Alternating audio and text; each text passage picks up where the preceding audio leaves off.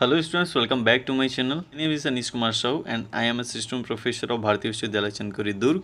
And आज के class में हम डिस्कस करने वाले हैं क्लासिफिकेशन ऑफ डिस्पर्शन सिस्टम के बारे में। पिछले क्लास में हमने इंट्रोडक्शन के बारे में देखा था एंड कुछ उसके क्लासिफिकेशन को भी डिफाइन किया था। एंड आज की क्लास में इसके क्लासिफिकेशन को पूरी तरीके से डिफाइन कर लेंगे, कंप्लीट कर लेंगे। तो चलिए स्टार्ट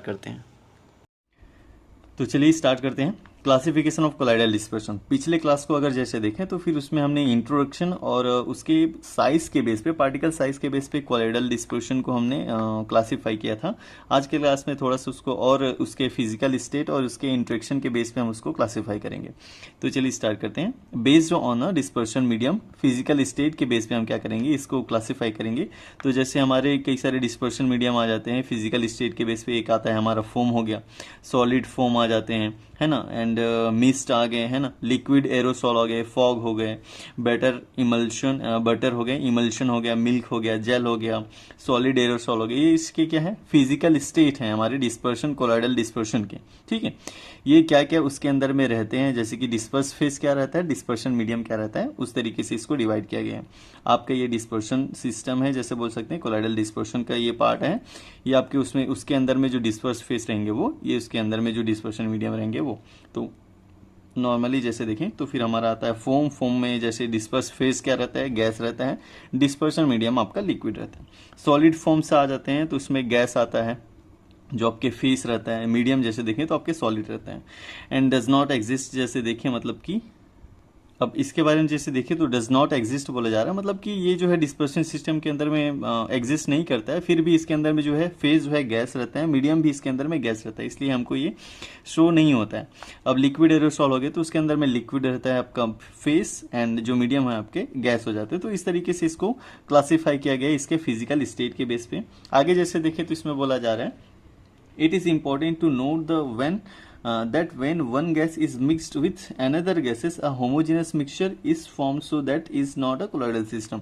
अब देखो इसमें साफ साफ बोल दिया है कि does not exist, इसीलिए बोला गया है क्योंकि अगर दो गैस जो है, दो, एक हमारा फेस और मीडियम के बेस पे देखें तो दोनों जो है गैस के फॉर्म है। दोनों को अगर हम मिक्स करते हैं तो वो क्या रहता है, हमारा होमोजीनस मिक्सचर बन जाता है। हिट्रोजीनस के केस होता है, अगर हिट्रोजीनस का केस होता तो उस केस में हम बोल सकते थे कि ये जो है हमारा कोलाइडल डिस्पर्शन है, क्योंकि कोलाइड्स जो है हमको शो होते हैं। ठीक है, तो इस तरीके से बोल सकते हैं। अब यहाँ पे क्या हो जा रहा है कि दोनों गैस के फॉर्म में हो जाते हैं, तो गैस के फॉर्म में होने के कारण से वो क्या है, कोलाइडल सिस्टम के अंदर में नहीं रखा जाता है उस चीज को। तो हम ना कोलाइडल सिस्टम के अंदर में इसको बोल सकते हैं कि गैस गैस का जो मिक्सचर है वो क्या है, एक तरीके का कोलाइडल डिस्पर्शन है। इस तरीके से हम इस चीज को नहीं बोल पाएंगे। अब आगे जैसे देखें तो सेकंड है हमारा based on interaction between colloidal face. Colloidal face के इंटरेक्शन के बेस पे इसको क्लासिफाई किया गया है, जिसमें फर्स्ट है हमारा लायोफिलिक कोलाइड्स एंड सेकंड रहेगा हमारा लायोफोबिक कोलाइड्स। तो फर्स्ट है हमारा लायोफिलिक कोलाइड्स। इसके बारे में जैसे देखें तो बोला जा रहा है, this are also called as a lyophilic और सॉल्वेंट लविंग। अब इसमें जैसे देखें तो लायोफिलिक का मतलब ये है कि वो एक तरीके का सॉल्वेंट लविंग सॉल्यूशन रहता है, जिसके अंदर में हमारे जो कोलाइडल पार्टिकल्स है वो डिस्पर्स रहते हैं। ठीक है, एक तरीके का सॉल्वेंट लविंग रहता है, एंड इसको हाइड्रोफिलिक भी बोला जाता है। ठीक है, एंड सेकेंड पॉइंट हमारा, the particle is a lyophilic system have a great affinity for the solvent. अब जैसे देखें तो हमारे जो पार्टिकल्स रहते हैं, डिस्पर्स फेस रहते हैं, जो कोलाइडल पार्टिकल्स रहते हैं, वो इस सिस्टम के अंदर में अच्छे से क्या हो जाते हैं, डिस्पर्स हो जाते हैं, इसलिए इसको बोला जाता है solvent loving. The disperse phase does not precipitate easily. अब जैसे इसमें अच्छे से डिस्पर्स होने के कारण से जो है हमारे जो कोलाइडल पार्टिकल्स है वो सेपरेट इजीली नहीं होते हैं, नहीं, उसको काफ़ी लंबा टाइम लगता है सेपरेट होने में। फॉर एग्जांपल में जैसे देखें तो पॉलीमर इन ऑर्गेनिक सॉल्वेंट, अगर इस तरीके से मिक्सचर लेते हैं तो वो हमारा जो सॉल्यूशन रहता है वो स्टेबल रहता है। जेलेटिन के साथ अगर वाटर मिक्स करते हैं तो उस केस में हमारा क्या किस तरीके का बनेगा, लायोफिलिक कोलाइडल्स बनेंगे। एंड जैसे स्टार्च के साथ में, तो इस तरीके से इसके एग्जाम्पल हैं। ठीक है, किसके बेस पे, इंटरेक्शन के बेस पे। अगर लायोफिलिक कोलाइड्स के अंदर में देखेंगे तो बेसिक इसमें यही बोला जा रहा है कि अगर इस तरीके के सॉल्यूशन लेते हैं तो हमारा जो कोलाइडल डिस्पर्शन है वो किस तरीके से शो होता है। ठीक है, ओके, चलिए आगे बढ़ते हैं। अब जैसे सेकेंड है हमारा लायोफोबिक कोलॉइड्स। लायोफोबिक कोलॉइड्स को हम हाइड्रोफोबिक भी बोलते हैं, और ये क्या रहता है, सॉल्वेंट हेटिंग रहता है। ये सॉल्वेंट के साथ थोड़ा सा हेट करता है, इसलिए इसको सॉल्वेंट हेटिंग बोला जाता है। ठीक है, सेकेंड पॉइंट बोल रहा है the particles in a lyophobic system has no affinity for the dispersion medium. अब ये जो है इसके साथ में जो इसकी डिस्पर्शन क्षमता जो रहती है वो बहुत ही कम रहती है, किसमें, आपके लायोफोबिक वाले जो कोलॉइडल सिस्टम रहेंगे उसमें। ठीक है, एंड जैसे इसके एग्जांपल जैसे देखें तो सच एस मेटल्स आयन जो रहते हैं, मेटल्स जो रहते हैं, जैसे कि आपके गोल्ड इन वाटर हो गए, सिल्वर इन वाटर, इस तरीके के अगर मिक्सचर रहते हैं तो ये थोड़ा सा इसके लिए बोल सकते हैं कि इनकम्पेटेबल रहते हैं ना, काफ़ी लंबे समय तक ये स्टेबल नहीं रह पाता है। तो इस तरीके से ये हो गया इंटरेक्शन के बेस पे आपका लायोफोबिक कोलॉइड्स का। इसमें सिर्फ ये रहता है कि आपके जो मीडियम है वो किस तरीके के हैं। ये मीडियम के साथ अगर आपके पार्टिकल्स अच्छे से हैं तो वो उसके बेस पे उसका एक्शन शो करता है। जैसे कि आपके अगर वाटर के साथ में कोई ऐसा पार्टिकल्स है जो उसके साथ में कंपेटेबल है, जैसे कि हमने ये देखा था पिछले में लायोफिलिक के केस में, है ना, जिसमें हमने स्टार्च ले, स्टार्च के साथ वाटर को मिक्स किया, तो उसमें क्या हो जा रहा है, हमारे जो पार्टिकल्स है अच्छे से उसमें डिस्पर्स होते हैं। वो एक तरीके से बोल सकते हैं कि वो अपने सॉल्वेंट के साथ में कंपेटेबल है अच्छे से, तो वो उसमें क्या हो जाते हैं, अच्छे से डिस्पर्स रहते हैं। और जैसे डिस्पर्स अच्छे से रहेंगे मतलब कि स्टेबल भी ज़्यादा दिन तक के वो रहेंगे। तो इस तरीके से इसको डिफाइन किया गया।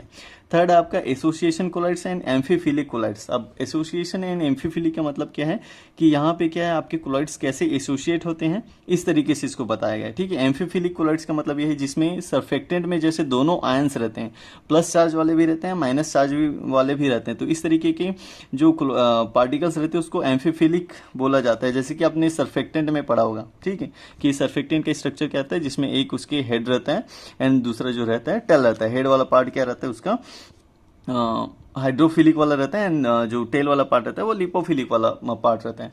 तो उसके बेस पे जिसमें क्या है, दोनों तरीके के आयंस जो है इसके अंदर में प्रेजेंट रहते हैं, तो इसीलिए इसको एम्फीफिलिक भी बोला जाता है। अब इसमें फर्स्ट पॉइंट बोला जा रहा है दिस आर मॉलिक्यूल्स और ions have both polar and non polar groups. अब इस जो आयंस के साथ में क्या जैसे देखें तो इसमें दोनों ग्रुप जो है वो प्रेजेंट रहते हैं। जैसे कि बोल सकें इसमें फर्स्ट जैसे देखें तो polar group and non polar group दोनों इस पार्टिकल के अंदर में रहते हैं। सेकेंड पॉइंट बोला जा रहा है is the concentration increase the amphiphilics aggregate to form micelle. अब जैसे जैसे हम इस पार्टिकल्स के कंसंट्रेशन को बढ़ाते हैं, जैसे कि इसके एग्जांपल जैसे ले सर्फेक्टेंट, अगर किसी सॉल्यूशन के अंदर सर्फेक्टेंट के अमाउंट को बढ़ाते हैं तो ये क्या करता है, एक दूसरे के साथ में जैसे जैसे कंसंट्रेशन को बढ़ाते हैं तो वो एक तरीके का मेसली फॉर्म करता है, मतलब कि एक राउंड स्ट्रक्चर बनाता है जिसको क्या बोला जाता है, मेसली फॉर्मेशन। ठीक है, ये वाला जो है इसको मेसली फॉर्मेशन बोला जाता है। एंड इसके एग्जांपल में आपके सर्फेक्टेंट आ जाते हैं जिसका हमने अभी एग्जांपल लिया था। ठीक है, इसमें दो तरीके के पार्ट रहते हैं, एक रहता है हेड वाला पार्ट, सेकंड है आपका टेल वाला पार्ट। अब यही जो है इसका कंसंट्रेशन बढ़ाते हैं तो एक तरीके का मेसली का फॉर्मेशन करता है। अब इसमें जैसे देखें तो एक रहता है आपका CMC, क्रिटिकल मेसली कंसंट्रेशन। अब क्रिटिकल मेसली कंसंट्रेशन क्या होता है, critical micelle concentration is defined as the concentration range of surfactant at which micelles start forming. अब जैसे इसमें देखें तो आपका CMC क्या है, क्रिटिकल मेसली कंसंट्रेशन, तो इसको इस तरीके से डिफाइन किया गया है कि जितना कंसंट्रेशन आपका सर्फेक्टेंट रहता है, जिससे जितने कंसंट्रेशन पे जो है आपके उस सॉल्यूशन के अंदर में मेसली का फॉर्मेशन होना स्टार्ट होता है उस सॉल्यूशन के अंदर में, तो वो जो कंसंट्रेशन जो है वो क्या कहलाता है, आपका CMC, क्रिटिकल मेसली कंसंट्रेशन। ठीक, तो इस तरीके से आपका ये association colloids and amphiphilic colloids आते हैं आपके इंटरेक्शन के बेस पे। ठीक, इस तरीके से इसको क्लासिफाई किया गया है। तो इसमें जैसे देखा जाए तो ये जो स्फेरिकल स्ट्रक्चर है इसमें क्या बोला जा रहा है, स्फेरिकल मेसली इज एक्वस मीडियम। अगर आपका जो मीडियम है उस सॉल्यूशन के अंदर, अगर कोई हम सॉल्यूशन लेते हैं, इस सॉल्यूशन के अंदर आपका जो मीडियम है वो एक्वस मीडियम है, एक्वस सॉल्यूशन टाइप का है, तो उस केस में जो आपका मेसली का कंसंट्रेशन, मेसली जो स्ट्रक्चर बनेगा वो किस तरीके से बनेगा, इस तरीके से, क्योंकि यहाँ पे जो है हेड वाले पार्ट जो है आपके मीडियम के साथ में अटैच होने लग जाएंगे, और जो टेल वाला पार्ट है वो सारे पार्टिकल्स के टेल वाले पार्ट से एक तरीके से ये क्या करेंगे, जुड़ जाएंगे, जैसे इसमें हमने देख रहे हैं। ठीक है, ये जो है हेड वाला पार्ट आपका पोलर ग्रुप रहता है, नॉन पोलर जो है आपका टेल वाले, तो टेल वाले पार्ट एक दूसरे के साथ एग्रीगेट होंगे, और जो हेड वाले पार्ट है आपके सॉल्वेंट, जो पूरे आपके कंटेनर में जो सॉल्वेंट रहेंगे उसके साथ में वो क्या होने लगेंगे, मर्ज होने लगेंगे। ठीक है, तो इस तरीके से कंसंट्रेशन के बेस पे रहता है कि अगर आपका जो पोलर ग्रुप है वो अगर ज्यादा है ना, अगर नॉन पोलर ग्रुप ज्यादा है तो नॉन पोलर ग्रुप ज्यादा रहेगा, तो उस केस में क्या है आपकी नॉन एक्वस वाले अगर मीडियम में है तो फिर वो टेल वाला जो पार्ट है वो मीडियम के साथ में अटैच होने लगते हैं। ये कंसंट्रेशन पे डिपेंड करता है। अगर आपका जो कंसंट्रेशन है एक्वस का ज़्यादा है तो इस तरीके से हेड वाला पार्ट ऊपर में रहेगा, अगर आपका नॉन एक्वस वाला मीडियम है तो उसमें टेल वाला पार्ट जो है ऊपर में रहेगा। तो इस तरीके से ये मेसली का फॉर्मेशन करता है, ये दोनों तरीके से फॉर्मेशन करता है अलग अलग मीडियम में। ठीक है, तो ये होता है आपका एसोसिएशन कोलाइड्स और एम्फीफिलिक कोलाइड्स। अब इसमें जैसे देखें तो एक और पॉइंट आता है आपका क्राफ्ट पॉइंट। अब ये क्राफ्ट पॉइंट क्या है, तो इसका डिफिनेशन जैसे देखें तो बोला जाता है it is defined as the temperature at which the solubility of surfactant is equal to the CMC. अब इसमें जैसे बोले तो इसमें बोला जा रहा है कि जो क्राफ्ट पॉइंट रहता है इसको उस टेम्परेचर के बेस पे इसको डिफाइन किया गया है जहां पे क्या है जो आपका सर्फेक्टेंट है उसकी जो सॉल्युबिलिटी है वो क्या होती है सीएमसी के इक्वल रहती है। ठीक है, जो इसकी सॉल्युबिलिटी है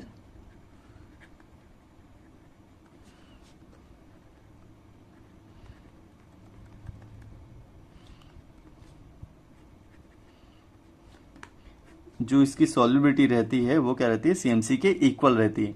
अब इसमें मतलब ये जो क्राफ्ट पॉइंट है ये एक तरीके का टेम्परेचर है जिस टेम्परेचर पे जो है आपकी जो सर्फेक्टेंट की सॉल्युबिलिटी किसके बराबर हो जाती है सीएमसी के बराबर होती है, उस टेम्परेचर को क्या बोला जाता है क्राफ्ट पॉइंट बोला जाता है। ये आप जैसे क्या बोल सकते हैं आप इमल्शन बनाएंगे है ना, तो उस केस में जैसे देखेंगे तो वहां पे हम लोग क्या करते हैं सर्फेक्टेंट ऐड करते हैं ऑयल एंड लिक्विड को ऑयल एंड वाटर को मिक्स करने के लिए। तो वहां पे जो जितना अमाउंट में सर्फेक्टेंट उसमें ऐड करते जाते हैं उसके क्या बोल सकते हैं उसको मिक्स करने के लिए, तो वहां पे जिस टेम्परेचर में जो सर्फेक्टेंट है वो सॉल्युबल हो जाता है और वो किसके बराबर हो जाता है सीएमसी के क्रिटिकल मेसली कंसंट्रेशन के बराबर हो जाता है। मतलब जब मेसली कंसंट्रेशन होगा जब सॉल्युबल होगा सर्फेक्टेंट तभी उसमें मेसली का फॉर्मेशन होगा। ठीक है, तो वही जो कंसंट्रेशन है जहां पे सर्फेक्टेंट है वो मेसली का फॉर्मेशन होता है, मेसली का फॉर्मेशन करता है तो उसी को सीएमसी बोलते हैं।